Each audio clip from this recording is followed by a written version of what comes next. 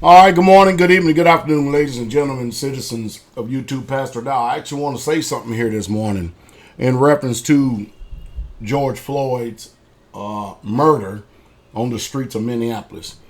And I want to specifically speak about not only his murder, but the reaction of the public, just to give us something to think about. That's all I want to do is give us something to think about.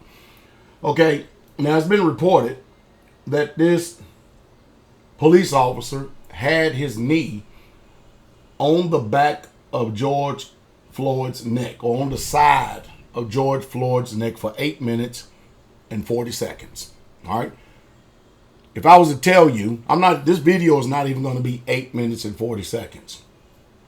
But if I was to tell you the time, 8 minutes and 40 seconds, with someone putting pressure on you to the point that you have to submit. All right, we're all familiar with MMA, right?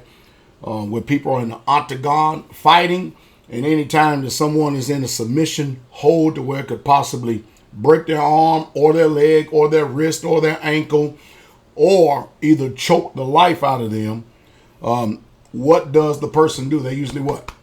Tap out. The referee immediately comes in and breaks it up, breaks the chokehold, because the guy that's choking him and stuff, he's going to stay there because he's going to be there until either he gets the referee. He's not going to stop just because the guy's tapping. The referee has to intervene. Am I correct? With that said, America, we all have to ask ourselves a question. Do we just sit there and watch a police officer choke out any man on the streets again? Do we just take our cell phones and record someone's light going out of them? Their breath is leaving them. Even though they're begging with the last breath that they have, I can't breathe. Do we, as the court of public opinion, just because someone has a piece of cloth and a piece of metal on that says that they are representatives of the state or police officers, do we from this point on sit there and watch someone's life being snuffed out of them, or do we intervene? Well, my mind has already been made up, and even at that, like I've heard many of my veteran brothers say, that they would have intervened. I understand that hindsight's 2020, but if a veteran said, especially a Special Forces veteran or a Navy SEAL or a Ranger or a U.S. Army paratrooper or somebody like that, if they say it, they mean it. In this country, we have become more fearful, not of the police officers, but the laws that the alleged police officers represent. And this is the change that has to and must take place in this society.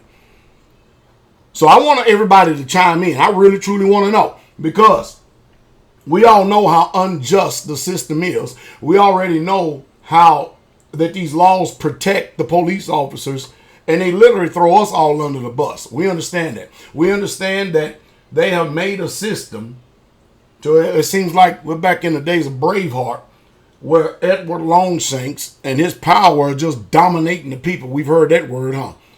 But the power of the people, it has to be restored. And the only people that are going to do that is us, the people. We're the only ones that's going to restore power back to us. So my question is this: are you, or will you, from this point on, sit back and watch police brutality literally snuffing out and killing someone's life? Will you intervene? And of course, in intervention, would you be classified as a criminal? Or would they levy all these different charges that they love stacking up against you for intervening? Or will you do the right thing and get that police officer off of someone's neck? I want to know what the court of public opinion will say, because we have got to have change. We must have change. Today, the change needs to be, and we don't need to accept nothing any less than a police officer either needs the death penalty from the same type of administration of death they had administered, or either they need life in prison. Period. They need to be fearing the jail more than we do. Something to think about. You tell me what you say. I'm sure we would all like to know.